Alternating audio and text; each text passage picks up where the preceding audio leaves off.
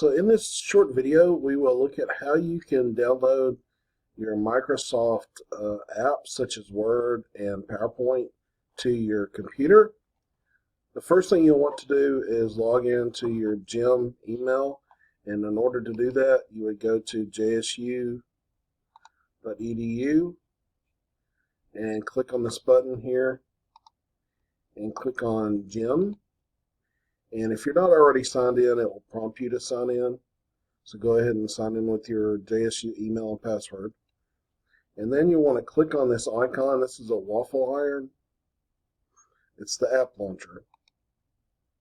And then click on this icon here, or this link, Office 365. And then you should see this button here that says Install Office.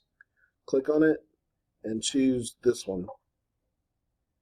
And it will take you through the process of downloading Outlook, OneDrive, Word, Excel, and PowerPoint to your computer.